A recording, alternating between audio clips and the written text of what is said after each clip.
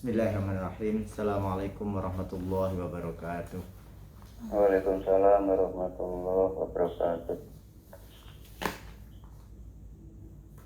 Ila hadratin Nabil Mustafa wa ila alihi wa ashabihi wa tabi'ihim wa tabi'i tabi'ina wa man tabi'ahum bi ihsan ila yaumiddin. Lahumul Fatihah. A'udzubillahi minasyaitonir rajim. Bismillahirrahmanirrahim. Alhamdulillahirabbil alamin. Arrahmanirrahim. Maliki yaumiddin. Iyyaka na'budu wa iyyaka nasta'in. Ihdinas siratal mustaqim. Siratal ladzina an'amta 'alaihim ghairil maghdubi 'alaihim waladdallin. Amin. Wa ila asatidina wa masyayikhina wa auladina wa ila jami'il muslimina wal muslimat lahumul fatihah. A'udzubillahi minasyaitonir rajim. Bismillahirrahmanirrahim. Alhamdulillahirabbil alamin. Arrahmanir rahim. Maliki yaumiddin. Iyyaka na'budu wa iyyaka nasta'in. Ihdinas siratal mustaqim. Siratal ladzina an'amta 'alaihim ghairil maghdubi 'alaihim waladdallin. Bismillahirrahmanirrahim. Alhamdulillahirabbil alamin. Alhamdulillahilladzi arsala rasulahu bil huda wa dinil haqq liyuzhirahu 'alad dini kullihi wa kafa billahi shahida. Asyhadu an la ilaha illallah wahdahu la syarika lah wa asyhadu anna Muhammadan 'abduhu wa rasuluhu la nabiyya ba'dah. Allahumma shalli wa sallim wa barik ala hadan nabiyil karim wa ala alihi wa ashabihi ajma'in, amma ba'd. Baik, kita pagi ini alhamdulillah kita lanjutkan ngaji kita. Pada pagi ini insya Allah kita akan membahas bab tentang najis menurut mazhab Hanafi, sebagaimana kitab yang memang kita baca. Cuman pagi hari ini kita akan mengambil dari kitab Al-Fiqhul Hanafi fi Saubihil Jadid. Nanti saya seperti biasa saya bacakan dan nanti kita jelaskan. Sebelumnya seperti biasanya saya ingin menyampaikan bahwasanya dalam fikih, sebagaimana makna asal dari fikih itu adalah al-fahmu, yaitu pemahaman. Artinya fikih itu suatu hasil olah pikir atau hasil usaha keras dari ulama-ulama kita untuk menyingkap makna Quran dan hadis yang terkait dengan hukum-hukum, sehingga hasil olah pikir tersebut atau hasil ijtihad tersebut bisa jadi berbeda-beda antara satu ulama dan ulama lain, karena memang perbedaan sudut pandang, perbedaan metodologi cara menyimpulkan hukum. Ini yang disebut suatu perbedaan dan tidak ada masalah. Sehingga kita bisa dapati dalam satu hal yang sama antara ulama di mazhab, antar mazhab maupun di dalam satu mazhab bisa jadi berbeda. Dan itu adalah bentuk rahmat Allah kepada kita semua, sehingga kita bisa mengambilnya, kita bisa memiliki keluasan dalam pelaksanaannya. Bukan untuk sesuatu yang saling diperdebatkan di antara orang-orang yang awam, orang-orang yang tidak berilmu. Karena apa? Perdebatan di antara orang-orang yang tidak berilmu hanya melahirkan fanatisme dan permusuhan. Sehingga kita tidak perlu, ini berbeda, ini berbeda. Justru perbedaan itu adalah suatu bentuk kebaikan buat orang-orang awam seperti kita. Baik, kita mulai. Bismillahirrahmanirrahim. Qala al-musannif nafa'anallahu bi'ulumi fid dharaini. Aqsamut thaharati, pembagian dari at-thaharah. Tangqasimut thaharatu ila qismain. Thaharah itu terdiri dari dua, yaitu at-thaharatu minal khabas, yaitu bersuci dari khabas atau najis, wa thaharatu minal hadas, yaitu dan bersuci dari hadas. Yang kita bahas pada pagi hari ini adalah at-thaharatu minal khabas. At-thaharatu minal khabas, bersuci dari khobas atau najis. Tasmulu taharatu minal khobasi taharatus siyabi wal badani wal makani. Bersuci dari khobas itu terdiri dari sucinya baju, sucinya badan, dan sucinya tempat. Maksudnya tempat itu apa ya? Ruang. Baik ruang untuk sholat ataupun ruang yang dilewati kita yang bisa menyebabkan najis, yang bisa mengenai badan kita atau perkakas atau peralatan lain. Wal khobasu huwan najasu. Yang disebut khobas itu artinya adalah najis. Apa definisi najis? Definisi najis dikatakan wayashmulu kulla mustakdir, yaitu wayashmulu dan meliputi apa al khobas atau najis tersebut, yaitu kulla mustakdir, setiap yang kotor. Jadi makna asal dari najis itu adalah setiap yang kotor. Setiap yang kotor, makna dasarnya itu. Wan najasatu katsiratun, dan bentuk atau barang yang najis itu banyak. Nah, secara umum dibagi menjadi beberapa hal, yaitu apa yang keluar dari tubuh manusia, apa yang keluar dari hewan, apa yang keluar dari unggas, dan khamar atau hal-hal yang mengandung khamar. Secara umum ada 4 hal. Ainiyahnya atau secara fisiknya atau materialnya. Tapi secara pembagian, sebelum kita masuk ke sini saya kutipkan sedikit bahwasanya secara pembagian kategori najis itu Hanafiyah membagi menjadi 2, yaitu an-najasatu ghalidhatun wa khafifah. Najis itu terbagi 2, yaitu ghalidhah, yang ghalidhah yang berat atau yang tidak ringan, wa khafifah, dan yang ringan. Apa makna ghalidhah dan khafifah? Nah, ini sedikit berbeda dengan Syafi'iyah, dengan mazhab Syafi'i yang kita kenal selama ini. Fal ghalidhatu, adapun yang disebut dengan najis yang ghalidhah, inda Abi Hanifata ma warada fi najasatihi nassun wa lam yu'aridhu akhar.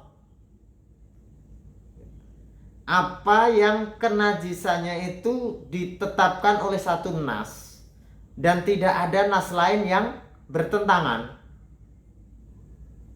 Wala haraja fi jitinabihi, dan tidak ada kesulitan untuk kita menjauhi najis tersebut. Wa in ikhtalafu fihi, meskipun ulama berbeda pandangan tentang kenajisannya. Jadi ada nas yang menyatakan dia itu najis dan kita tidak ada kesulitan untuk menjauhinya, meskipun ulama bisa jadi berbeda-beda pandangan tentang kenajisannya. Li'annal ijtihada la yu'aridun nas, karena ijtihad itu tidak bisa melawan atau menyelisih nas atau bertentangan dengan nas. Ini menurut Abu Hanifah, tapi berbeda dengan kedua muridnya, yaitu Muhammad dan Abu Yusuf. Itu adalah kedua murid utamanya. Jadi mazhab Hanafi itu disebut mazhab ketika 3 ini bersepakat, maka udah itu mazhab yang muttafaq. Jadi mazhab Hanafi itu adalah mazhab ijtimai. Jadi kalau 3 orang ini muttafaq, maka itu disebut mazhab. Kalau salah satu, maka pasti akan disebutkan menurut Abu Hanifah begini, menurut kedua muridnya begini, atau misalkan menurut Abu Hanifah dan Muhammad begini, menurut Abu Yusuf begini, dan lain sebagainya. Wa indahuma, dan menurut kedua muridnya itu mattufiqa ala najasatihi wala balwa fi isabatihi. Apa yang ulama itu sepakat terhadap kenajisannya. Jadi enggak nas, tapi apa itu namanya, kedaulatan, selama ulama sepakat kenajisannya disebut ghalidah. Wala balwa fi isabatihi, dan terkenanya itu bukan sesuatu yang balwa atau apa, musibah umum. Balwa itu aslinya itu, jadi kita pasti kenanya gitu. sifat najisnya tidak seperti itu. Kita pasti kenanya, kita nggak bisa menghindarinya. Tidak seperti itu sifatnya. Jadi kalau sifatnya bukan balwa atau sesuatu yang pasti mengenai kita, kita tidak bisa menghindarinya. Atau dalam bahasa Imam Abu Hanifah, la haraja fi ijtinabihi, kita tidak ada kesulitan untuk menjauhinya, untuk menghindarinya. Dan ulama bersepakat tentang kenajisannya, maka itu disebut najis ghalidhah. Wal mukhaffafatu dan mukhaffafah, sedangkan kalau mukhaffafah menurut Abu Hanifah ma ta'arada nassani fi taharatihi wa najasatihi. Apabila ada dua nas itu saling bertabrak, saling bertentangan, yang secara zahir nasnya itu saling bertentangan tentang kenajisannya atau tentang kesuciannya. Tetapi menurut kedua muridnya adalah makhtulifa fi najasatihi li'annal ijtihada hujjatun syar'iyyatun kannas. Apa yang ulama itu tidak bersepakat atau berbeda-beda tentang status kenajisannya, karena ijtihad ulama itu juga setara dengan nas. Karena salah satu sumber itu selain Quran, Sunnah juga ada yang, dan ijma, selain itu ada kias. Kias itu adalah hasil ijtihad. Sehingga itu menurut pendapat Abu Yusuf Al-Qadhi dan Muhammad, kalau ghalidhah itu yang disepakati ulama tentang status kenajisannya dan tidak ada kesulitan menghindarinya.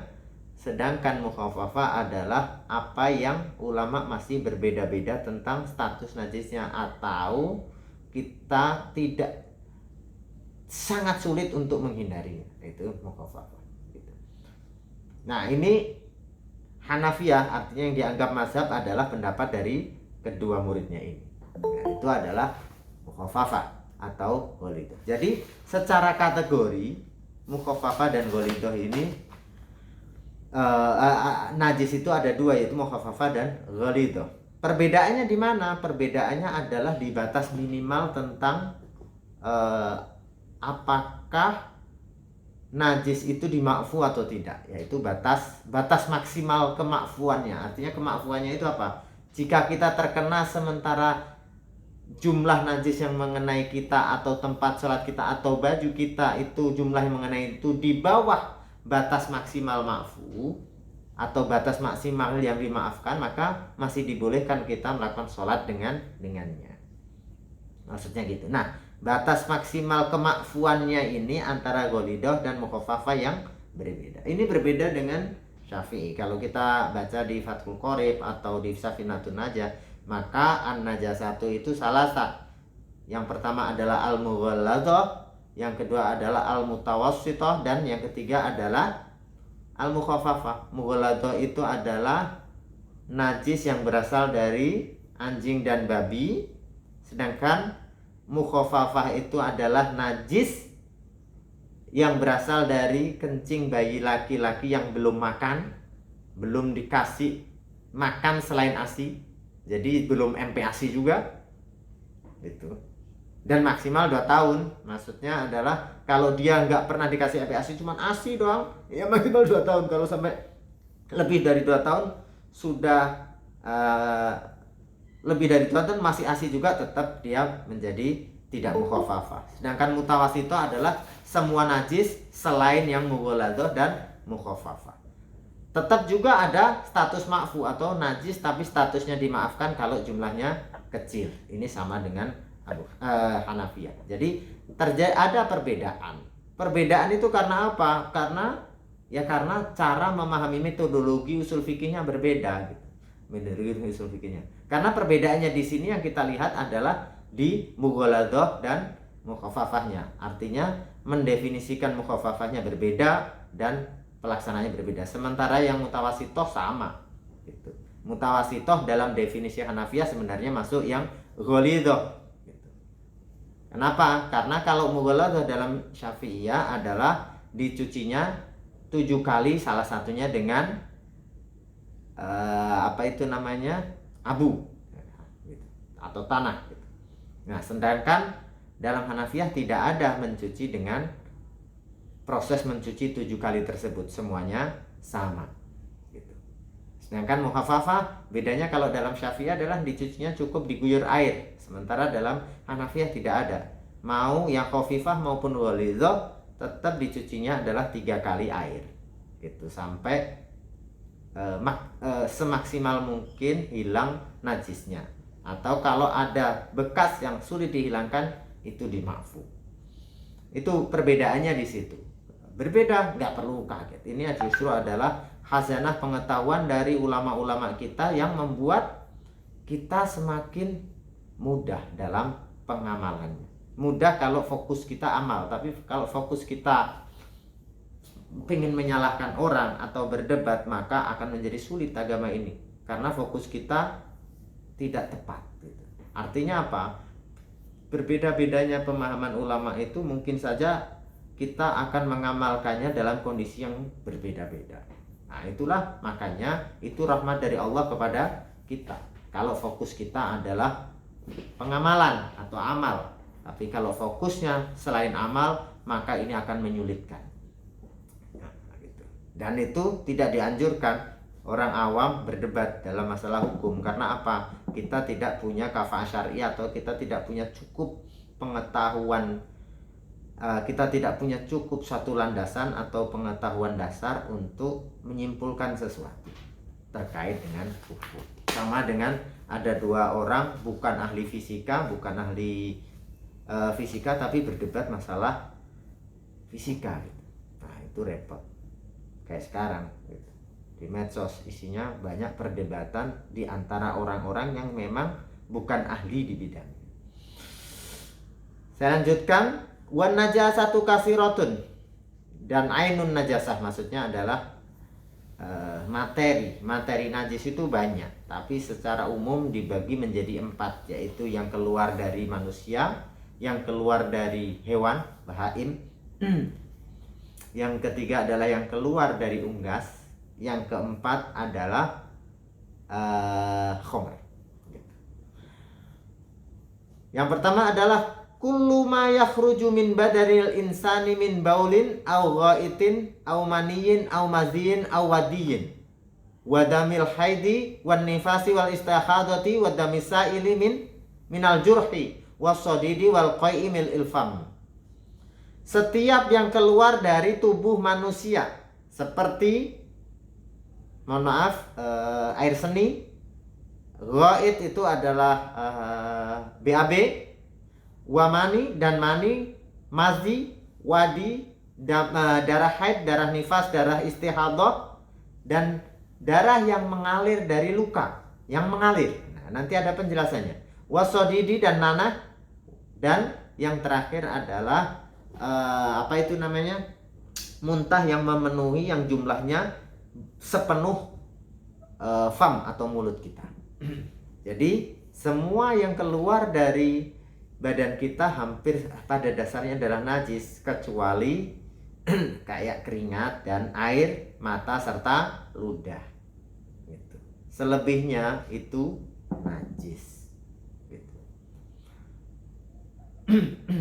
Apa itu kalau air pipis sama BAB kita tahu, mani kita tahu. Jadi mani itu adalah sifatnya harus sesuatu yang keluar dengan memuncaknya syahwat, atau sesuatu yang keluar sahin itu kental karena memuncaknya syahwat atau karena selesainya syahwat.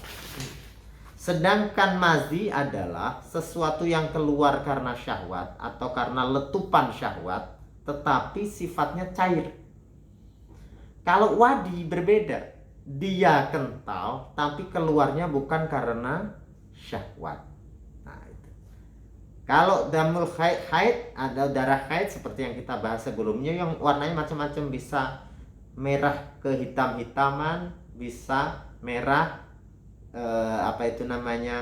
agak muda, dan yang keluar dalam satu siklus normal perempuan. Kenapa disebut siklus normal perempuan? Kalau keluarnya di luar siklus normal, sebagaimana yang pernah kita bahas sebelumnya, itu namanya adalah istihadah. Nah, normalnya gimana? Kan ada definisinya. Nah, Yang selanjutnya adalah darah yang keluar dari luka.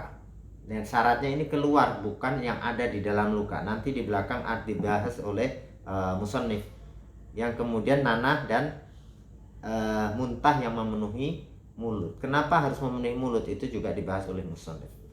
Wad dalilu ala najasati hadhil asya, dan dalil tentang kenajisan dari benda-benda ini adalah yang pertama, annallaha ta'ala aujabat tathhira bisababi khurujiha, faqala fi akhiri ayatil wudu'i wa tayammumi ma yuridullahu liyaj'ala 'alaikum min harajin walaki yuridu liyutahhirakum. Karena Allah Ta'ala mewajibkan at-tathhir, bersuci karena keluarnya benda-benda tersebut dari tubuh kita. Faqala, maka Allah mengatakan dalam ayat tentang wudu, yaitu Al-Maidah ayat 6, Auzubillahi minasyaitonirrajim, ma yuridullahu liyaj'ala 'alaikum min haraj walaki yuridu liyutahhirakum. Allah enggak maksud Allah menyuruh berwudu atau mandi atau tayamum tersebut bukan karena Allah ingin menyusahkan kalian, maksudnya begitu. Nah, terjemah bebasnya.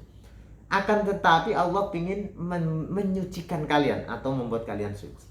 Wa qala fil ghusli minal janabah, dan Allah juga berfirman tentang mandi dari janabah, wa in kuntum junuban fatahharu, apabila kalian junub maka hendaklah kalian bersuci.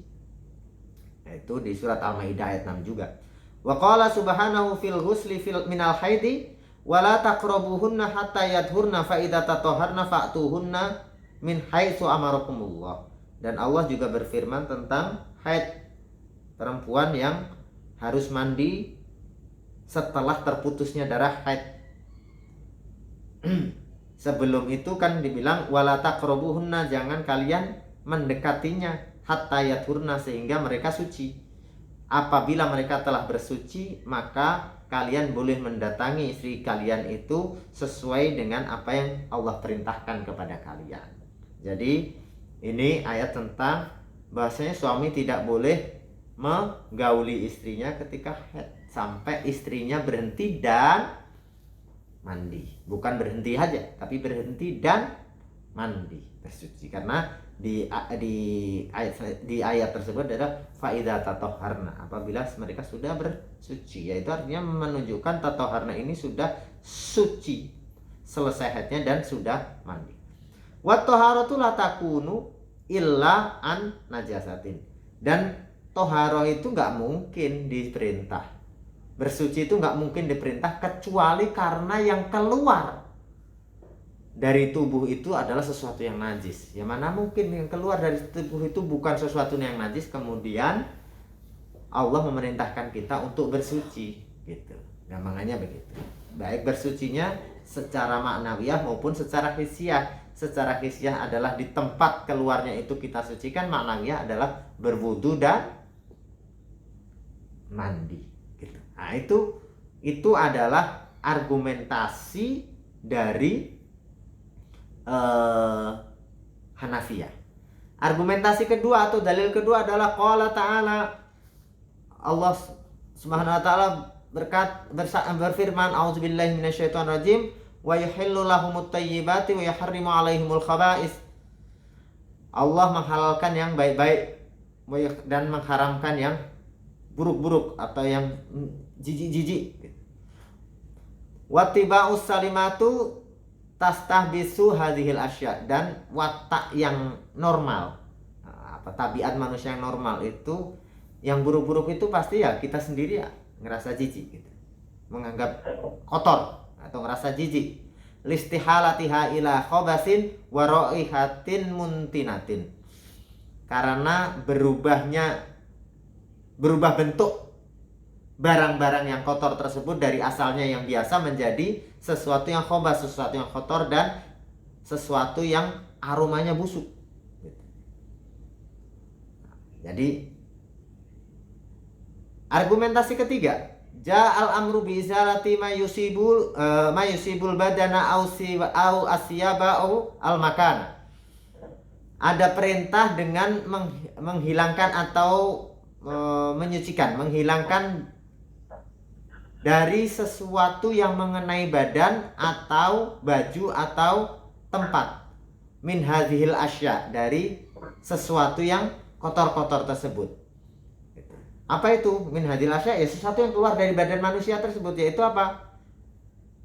Baul atau air pipis, BAB, kemudian mani, mazi dan lain sebagainya tersebut. Ada satu perintah untuk menghilangkan jika mengenai badan atau baju atau tempat untuk kita sholat gitu.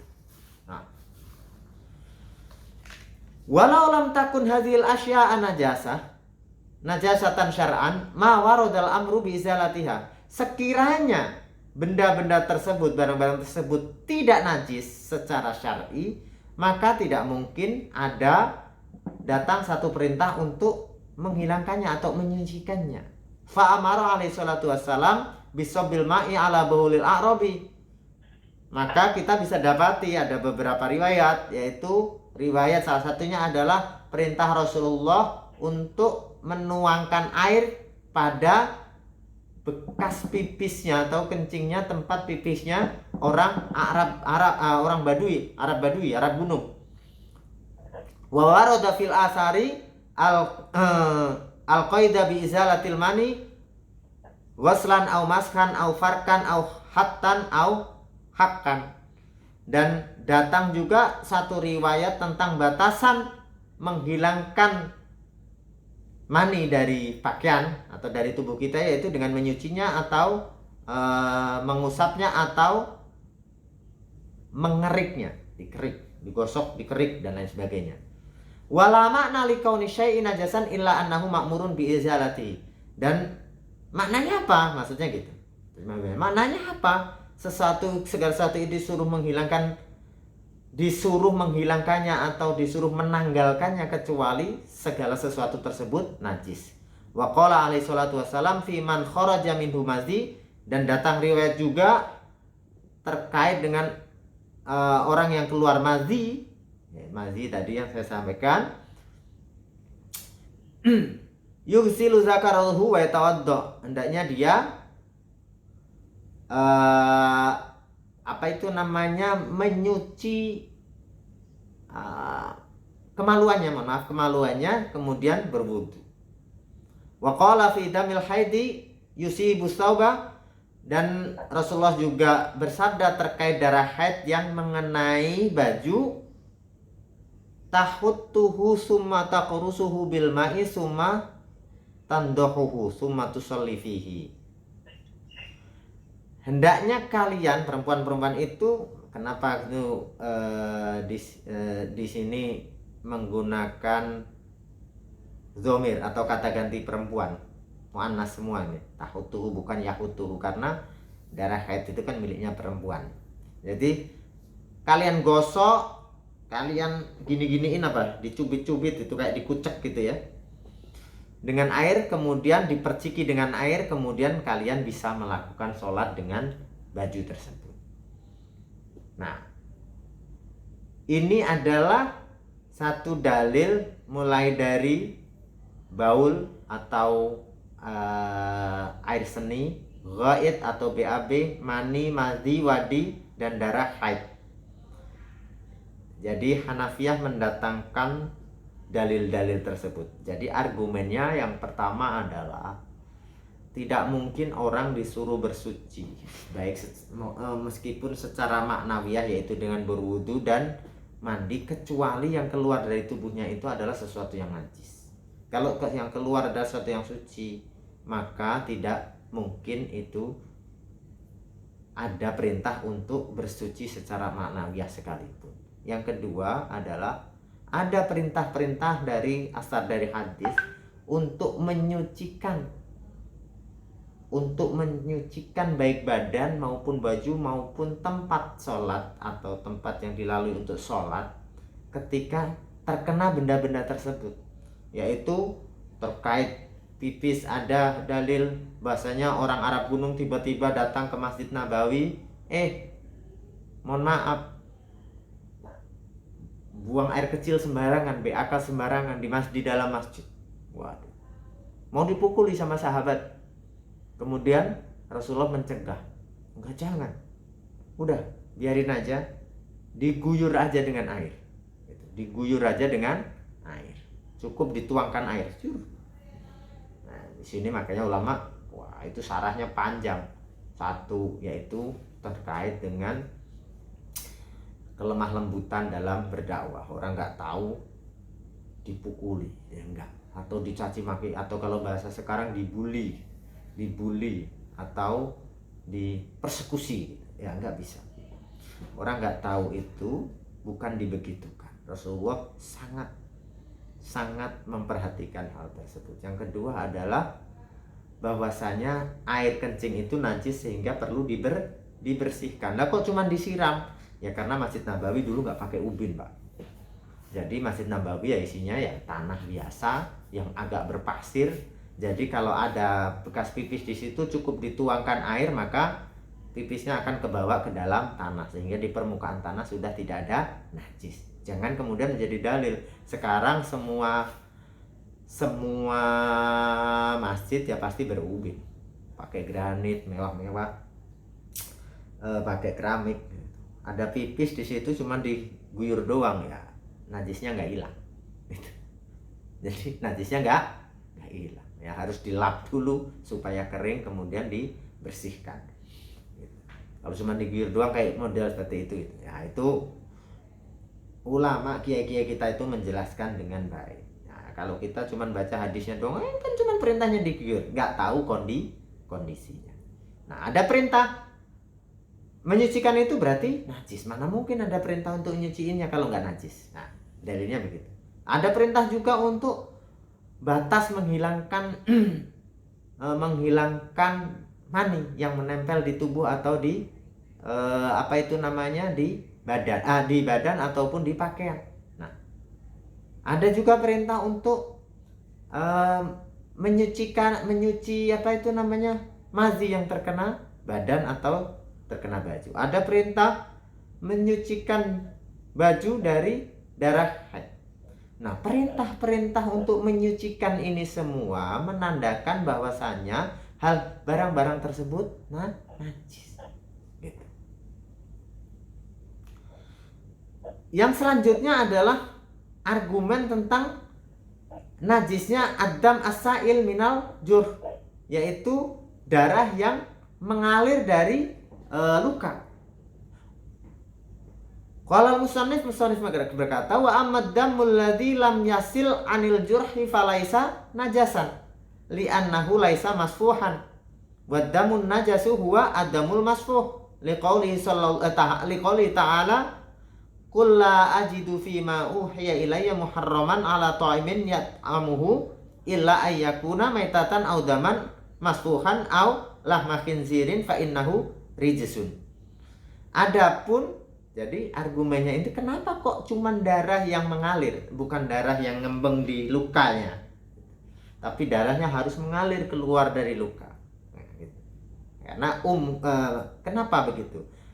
Maka argumennya adalah adapun darah yang tidak mengalir dari al-jurh, dari luka, falaisa najasan, maka tidak najis karena tidak mengalir.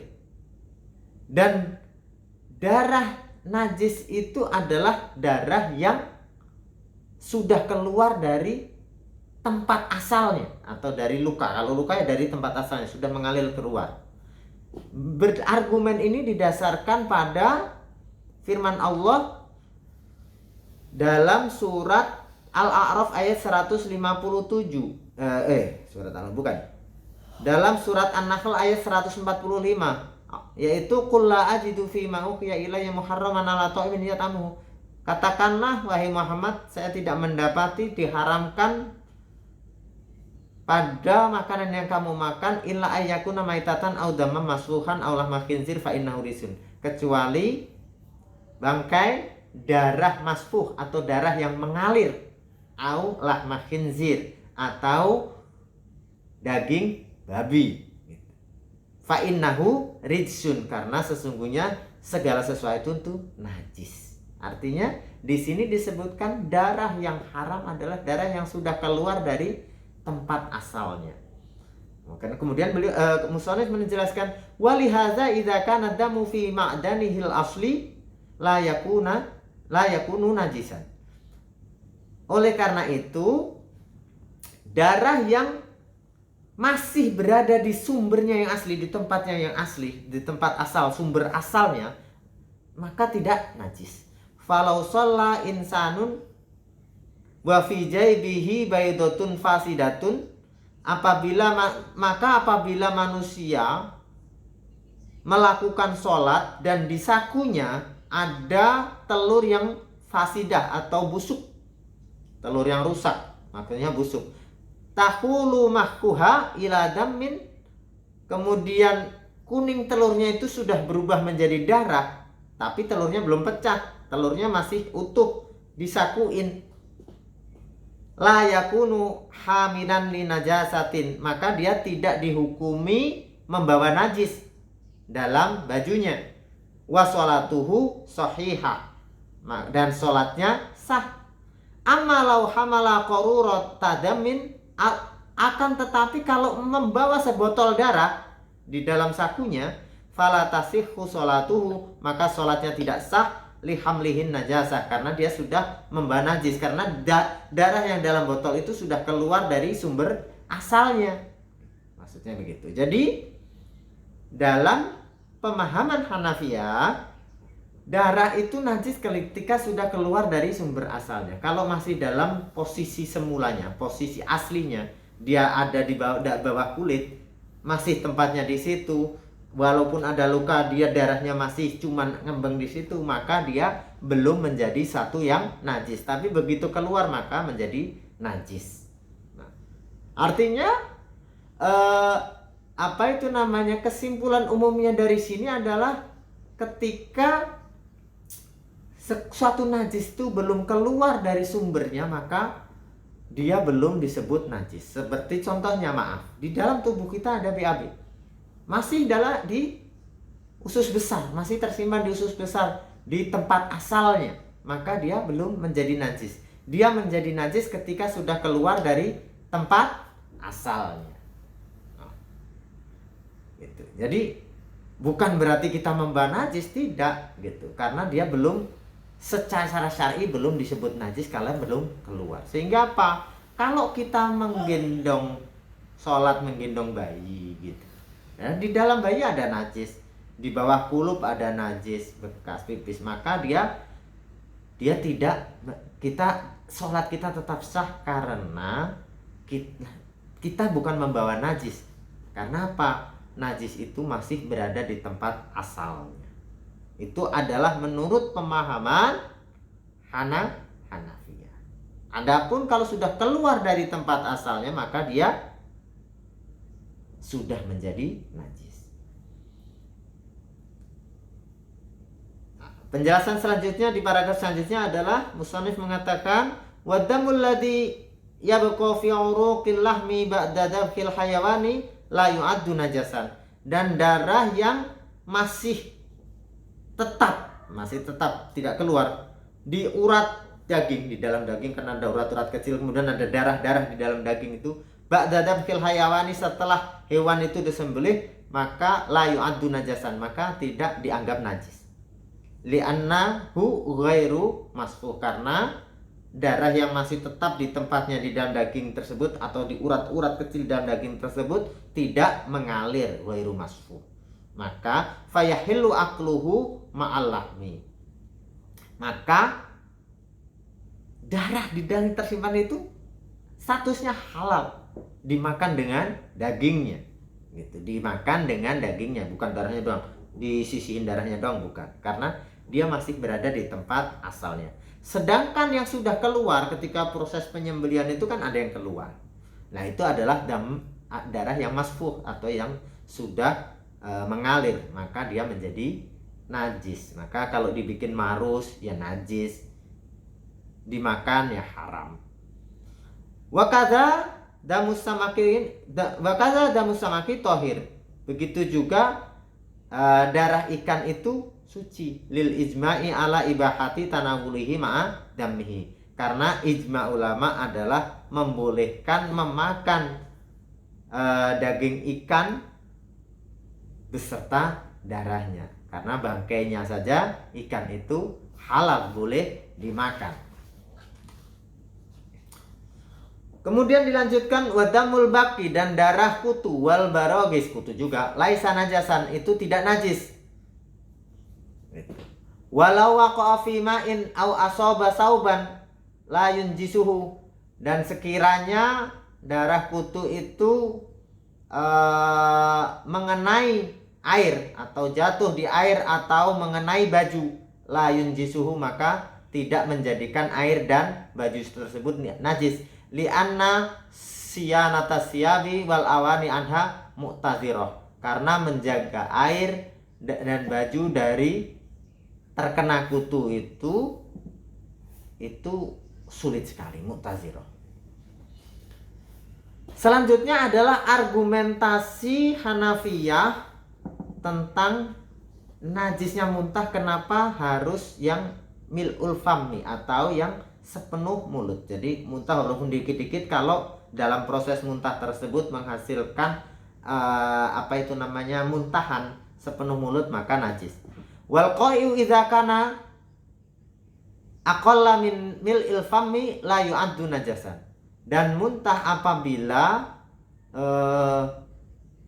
tidak sampai atau lebih sedikit dari sepenuh mulut, maka tidak dianggap najis. Liqillatihi, karena alasan sangat sedikitnya. Wali annal wudu'a, dan karena berdasarkan mazhab Hanafi, wudu itu la yajibu bi khurujihi, tidak batal atau tidak wajib wudu. Maksudnya tidak batal, tidak keluarnya muntah yang sedikit yang tidak sampai memenuhi mulut itu tidak membatalkan wudu, maksudnya begitu. Wa qala al-imamu Muhammad bin najasatihi, tetapi Muhammad, salah satu muridnya Abu Hanifah, berbeda pendapat dalam hal ini, yaitu muntah sedikit pun tetap najis. Itu adalah argumen-argumen dan penjelasan tentang najisnya segala sesuatu yang keluar dari tubuh manusia. Dan ini sepakat, maksudnya apa? Ulama-ulama sepakat bahasanya segala sesuatu yang keluar dari tubuh manusia itu najis. Nggak ada yang mengatakan bahwasanya air pipis manusia itu nggak najis, nggak ada yang mengatakan yang keluar dari BAB itu najis, kecuali untuk mani. Mani itu masih berbeda. Syafi'iyah mengatakan itu tidak najis, tapi Hanafiyah mengatakan itu najis. Tidak najis karena apa? Yaitu calon manusia, gampangannya kan begitu. Nah, itu penjelasan tentang najis jenis barang najis jenis pertama, yaitu yang keluar dari tubuh manusia. Ada perbedaan? Ada, nggak masalah. Tapi selebihnya yaitu tentang mani, yaitu selebihnya adalah sepakat bahwasanya pipis, BAB, darah, kemudian mazi, wadi, itu semua najis, juga muntahan. Yang jenis kedua adalah, jenis barang najis kedua adalah sesuatu yang keluar dari hewan. Wa minal a'yanin najasati, musannif mengatakan, kalau musannif mengatakan wa minal a'yanin najasati, dan yang termasuk benda-benda yang najis adalah ma yakhruju min ajzami sairil hayawanat, apa yang keluar dari tubuh semua hewan, minal bahaim, dari hewan ternak. Maksudnya hewan ternak itu apa ya? Semua hewan, baik yang bahaim maupun yang melata. Minal abwali wal arwasi wad dimai, baik berupa pipisnya hewan, berupa kotoran hewan, atau darahnya hewan. Li'anna maknan najasati maujudun fiha, karena makna najis terdapat dalam segala tiga hal tersebut, yaitu darah, kotoran maupun pipisnya hewan.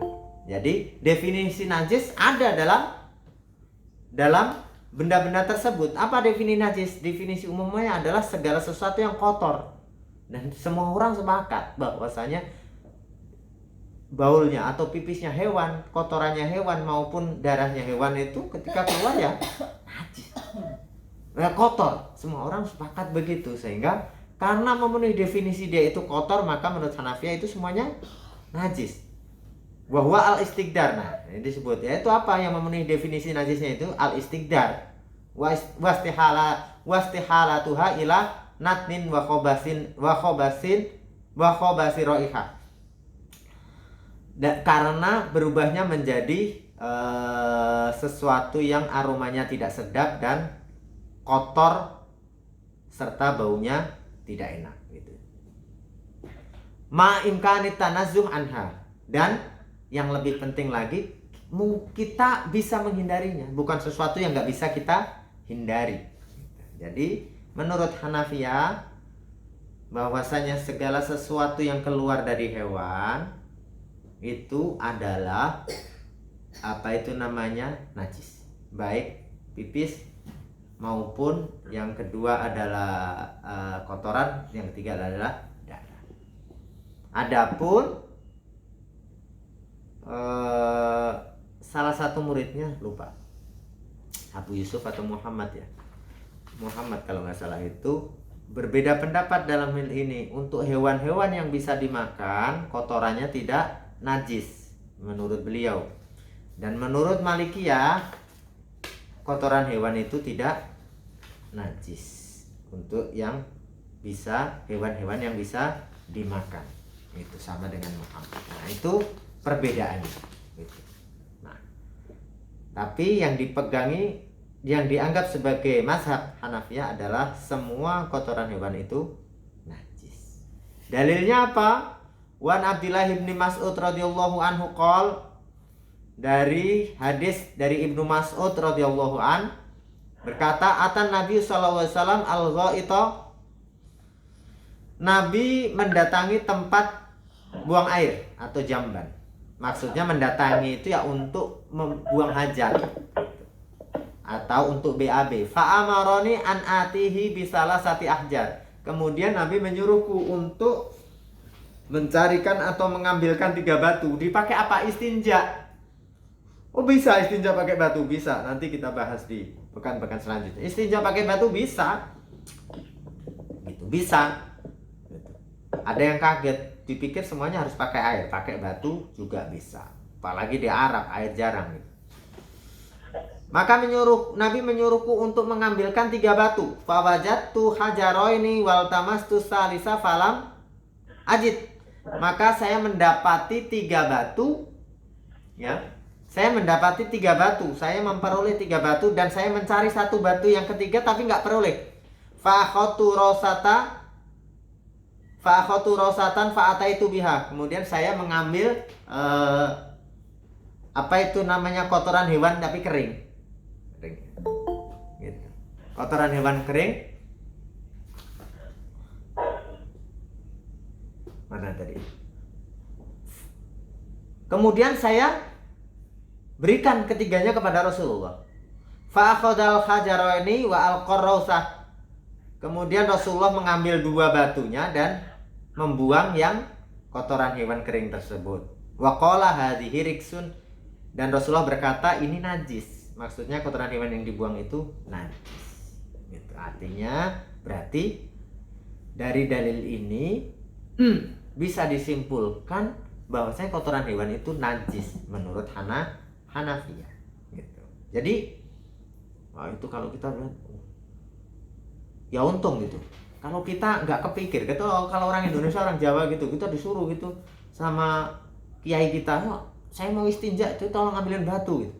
Terus kita kasih batu, cuma dapat 2 batu, disuruh 3 batu, cuma dapat 2 batu, yang satunya misalkan kotoran kambing kering, kita nggak kepikir. Tapi itu berkahnya sahabat, ada yang nekat karena disuruh 3 nggak ketemu, dikasih kotoran hewan yang kering itu. Akhirnya kita tahu ada satu riwayat bahwasanya kotoran hewan itu najis. Kalau nggak ada kejadian itu kan kita nggak tahu. Fi sahihil Bukhari annahu alaihi salatu wasalam lama marra bi qabraini faqal, dan di dalam Sahih Bukhari ketika Rasulullah melintasi dua kuburan, Rasulullah bersabda, amma innahuma la yu'adzibani wa ma yu'adzibani fi kabir. Adapun kedua orang yang ada dalam kubur itu diazab, sedang diadab, tapi bukan diazab karena dosa besar katanya. Amma ahaduhuma fakana la yastatiru min baulihi. Adapun salah satunya diazab karena tidak bersuci dari kencingnya. Jadi habis pipis nggak cebok, nggak istinja. Ya ini karena nggak ngaji gitu. Banyak gitu di antara saudara-saudara kita sekarang nggak ngaji, habis pipis nggak cebok. Padahal banyak yang beberapa hadis diriwayatkan itu siksa kubur berasal dari situ. Ini hadis yang kedua, Nabi Hurairah marfu'an, istanzihu minal baul fa inna amata azabil qabri minhu. Bersucilah dari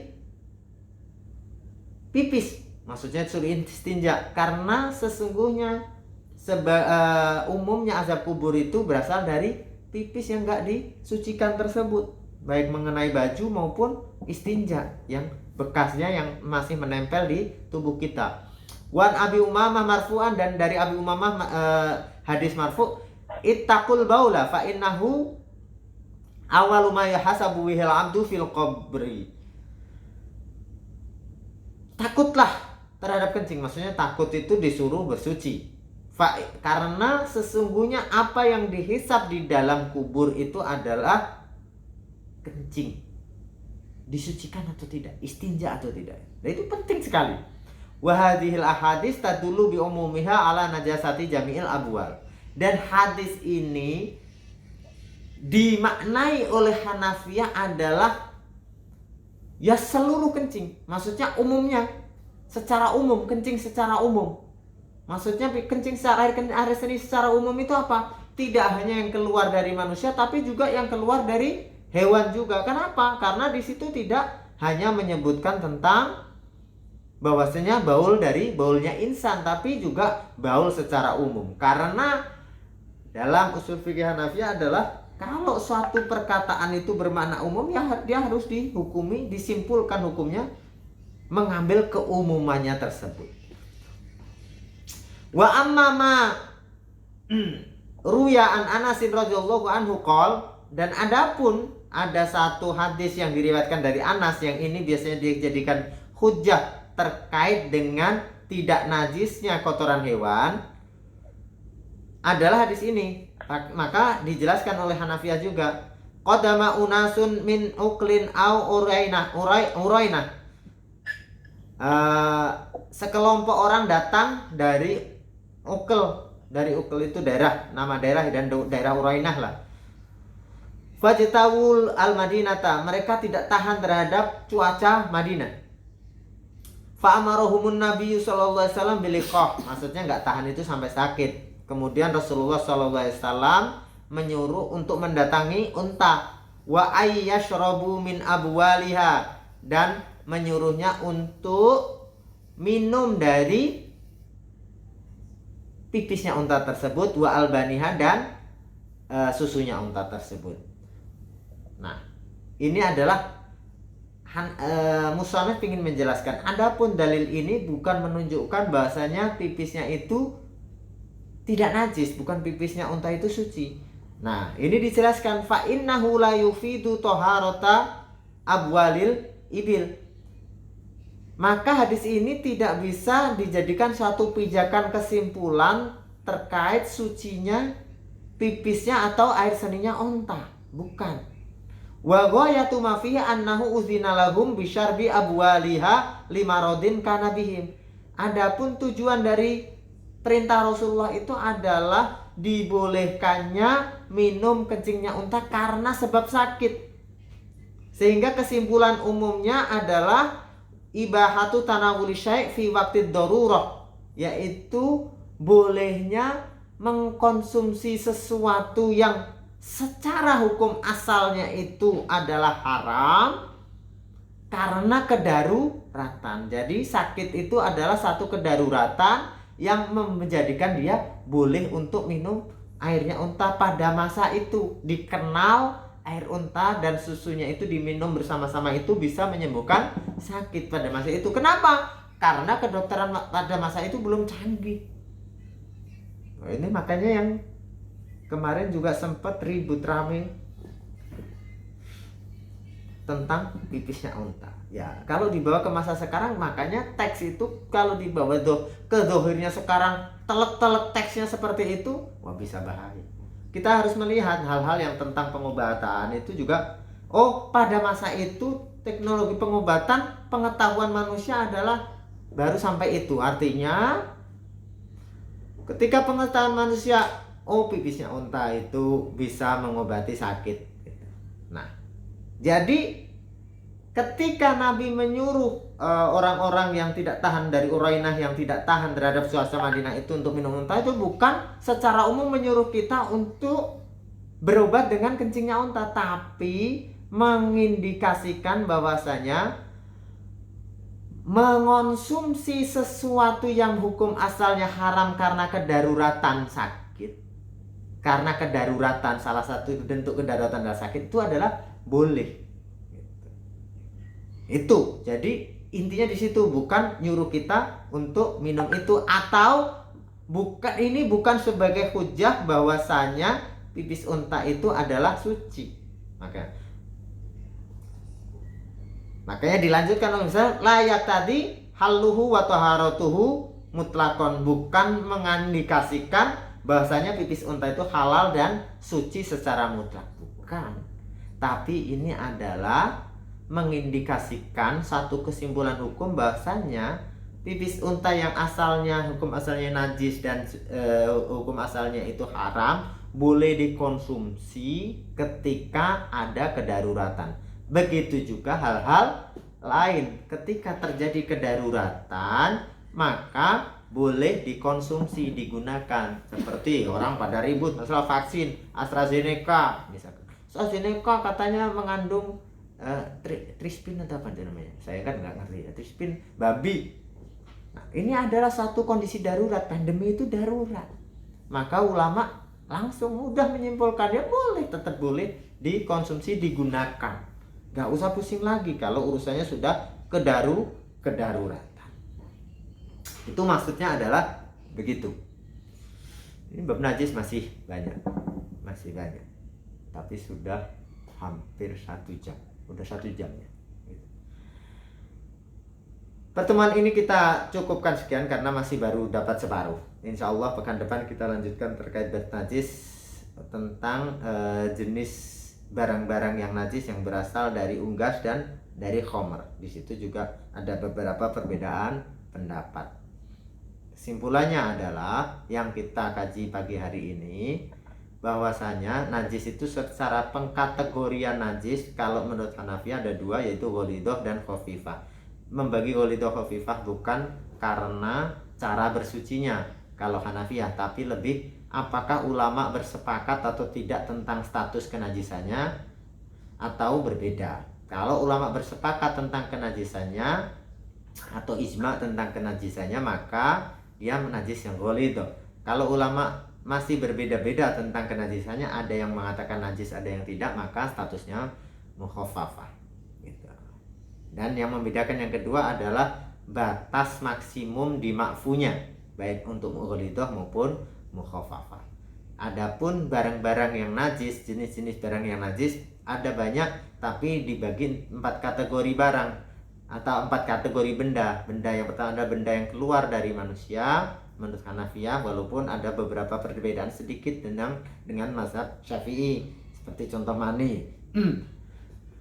Yang kedua adalah yang keluar dari hewan. Yang keluar dari hewan menurut Hanafiyah juga najis. Ada perbedaan sedikit dari Muhammad, yaitu hewan yang dagingnya bisa dimakan, tidak najis kotorannya. Kalau Malikiyah, kotoran hewan menurut Malikiyah tidak najis. Itu juga perbedaan. Sehingga tapi dalam mazhab yang dipegangi, yang dianggap pendapat mazhab secara umum untuk Hanafiyah adalah yang keluar dari kotoran hewan itu adalah najis, dengan argumen yang tadi disampaikan. Kira-kira itu yang bisa saya sampaikan. Aku qouli hadza astaghfirullah li wa lakum billahi taufiq wal hidayah. Assalamualaikum warahmatullahi wabarakatuh.